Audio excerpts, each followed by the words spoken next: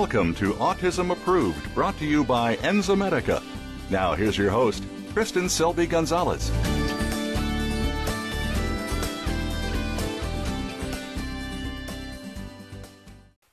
Hi, and welcome to Autism Approved. I'm your host, Kristen Selby Gonzalez.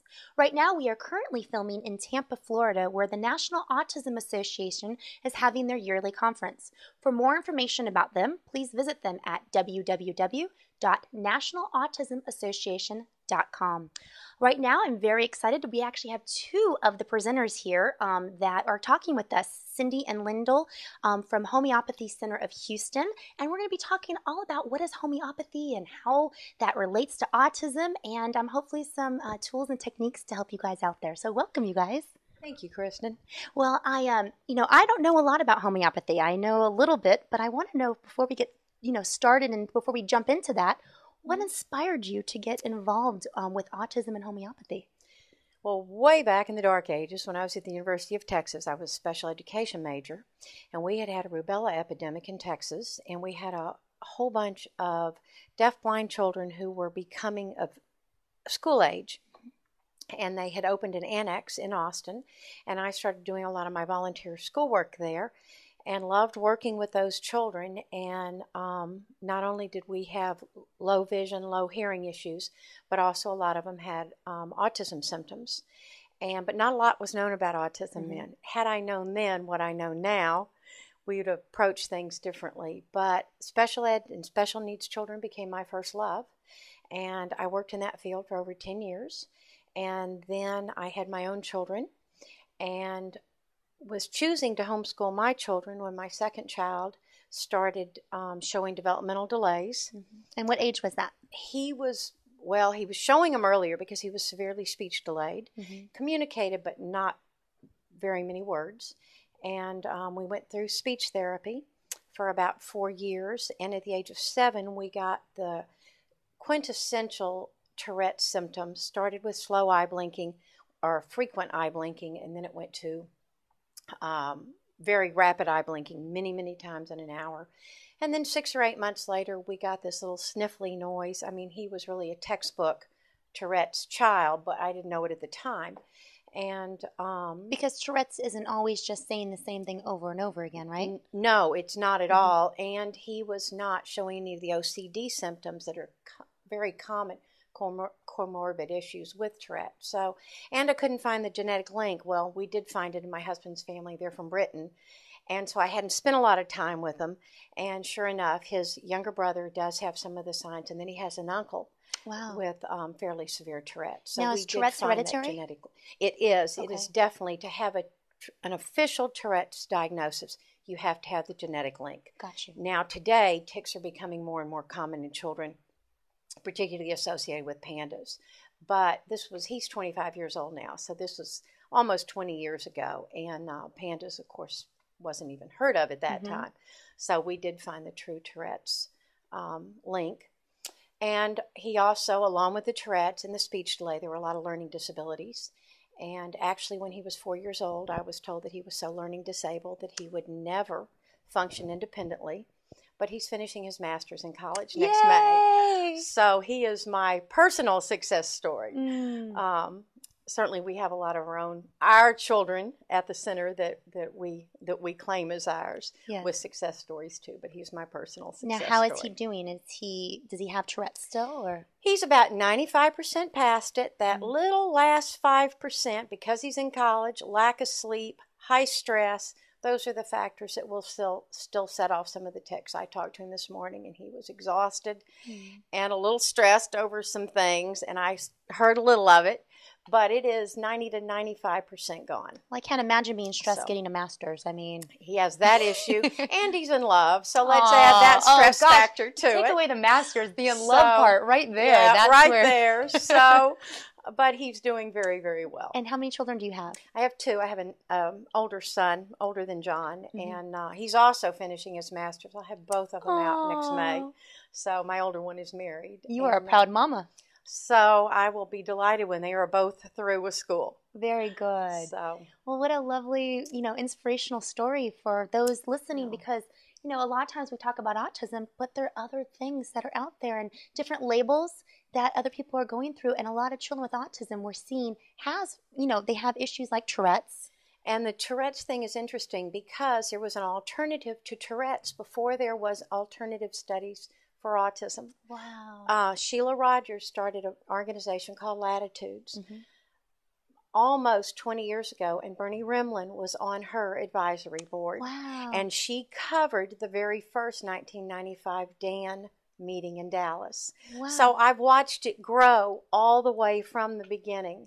And so when I got John out of homeschool, to finish this story quickly, and he went on to college, my heart and my love was still special needs kids.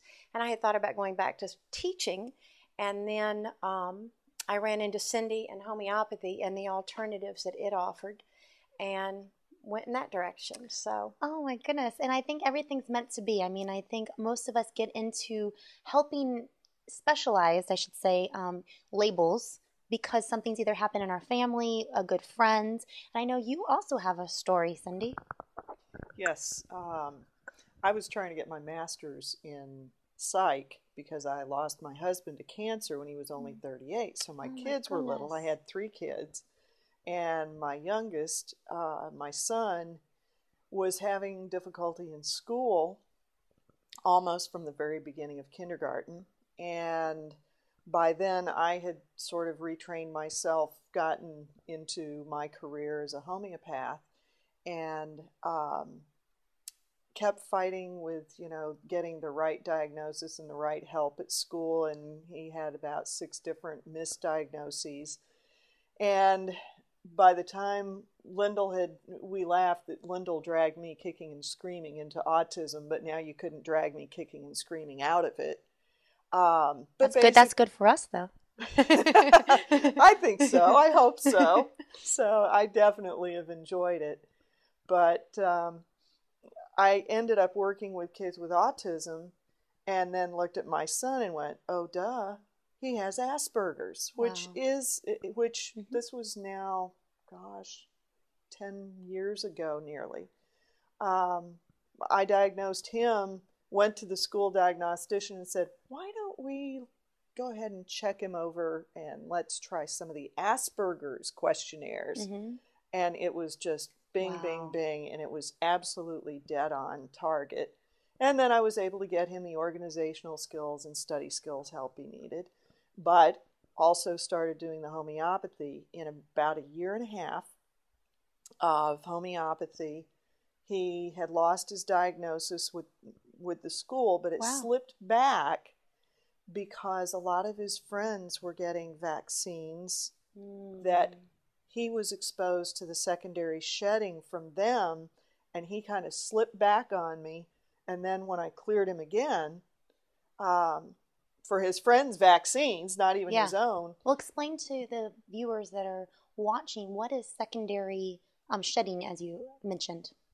It's not a real often talked about situation, but typically when anybody is given a vaccine, where it's a live virus in particular, then that person actually is somewhat contagious and spreading that virus for between 2 and 4 weeks. Really? And if you're immunocompromised, and I wish I could give you the exact study, but there was a study done, and I've read in a couple of places that if you're immunocompromised anyway, then you actually can be shedding for a much longer time than just this 2 to 4 weeks, which explains why a lot of times I think our parents, I spoke to a parent this morning, she said, my son gets strep throat, I get strep throat, then he gets strep throat, then I do. And I said, well, he probably has been shedding it. It's called a carrier in medicine, but they're a carrier of what's, what the vaccines are. Well, and if it's live, that makes sense, because if we have the flu and, we're contagious and that's live in our bodies, right? It's just when a vaccine, when you look at that, this is just me thinking as a mom, but I would think if it was live, even though it's not coming out where we can see characteristics of it. Right. However, it's still in our bloodstream. It's still in our body, right? Exactly. Because there's an atypical immune response. Well, and I have to say, Kristen, changing the subject slightly, when we have siblings where the parents are saying, they're not really on the spectrum, but there are a lot of the symptoms of autism, particularly gut symptoms, gut pain, but it can be a lot of different symptoms. That child may never have been vaccinated, but we clear the vaccines that their peers have had, and we always see them turn around. Wow. It just is amazing. They can be ADHD, never been vaccinated. I had a little boy that I've worked with since January, sibling of one of my children, and the school was wanting to put him on Ritalin, wanting to test him and get diagnosis. The mother really was afraid they'd come up with an Asperger's diagnosis, and she refused all testing, but she brought him and said, let's get going. And this September, the school can't believe it. He's having no problems at all in school. He's no longer bouncing off the walls and unfocused and a social recluse. He's just doing beautifully. And all we did was clear those vaccines that he has never had but been exposed to. It's got to be partly shedding. It's got to be. And when you're clearing that, what does that mean? Homeopathically, we're clearing them. We're using the homeopathic remedies to work back through to clear all the things that are involved with the vaccines, the aluminum, the mercury, all the adjuvants, and even the viruses or the bacteria themselves. I think the contaminants in the vaccines are as big an issue as the viruses themselves. The preservatives that they're... Absolutely. So when we work back to clear those, our non-vaccinated children respond beautifully. And yet people use those non-vaccinated children and say, see, it isn't the vaccines because they weren't vaccinated. It is still the vaccine. The vaccines still play a role. And the thing is, and everybody's so different, and so we don't know what triggers. We can't say it was this one or that one. We know something's triggered, and we can't ignore the fact that this has to be something we need to look at. It's just when you're looking at autoimmune disorders, and there's different subgroups and categories. We need to look at these categories of these children. And going back to your son with Asperger's, how is he doing? He really, really is a neurotypical kid in all respects. He surprised me when he was a senior in high school. He announced that he had gotten himself a job at a grocery store pushing baskets, and after a couple of Houston summers of doing that in the hot parking lot, he announced about 6-8 months ago, he said, oh, I'm working in a sporting goods store, and he is doing over-the-counter retail sales in a sporting goods store, and he's got the quintessential 19-year-old Texas boy job. He sells guns and bows and arrows and fishing tackle. So he's a boy, definitely. He's all boy, and he's got a girlfriend and a car, and he's in he took a year off, which was a little surprise to Mom, between high school and college. Who does that? I mean, I didn't, but a lot of people do. It's totally typical. For him, it was a really good thing because he really needed to kind of work in the world and go, oh, I can't pay my bills unless I'm hungry. Yeah, exactly. So he's going to college, and he said, I really like retail sales, so he's going to go into a business degree unless he changes his mind, which he can. That's wonderful. So. And does he do some of the work that do you always have to do once you start homeopathy? Do you always have to continue that? In his case, I mean, if he gets a cold like any of us, then yes, we'll do it if he just gets something acute like that. But basically, we don't do the clearings and things, like you used to. Like we used to. It's mostly just, hey, Mom, I've got a sore throat. Which remedy do I take today? That's one. Now, do you have any other? You said you had 2 other children. You have 3 children. I have 2 daughters. My older daughter is married, and she's a music teacher, and she's expecting my first grandchild. Oh, congratulations! Who I'm really, really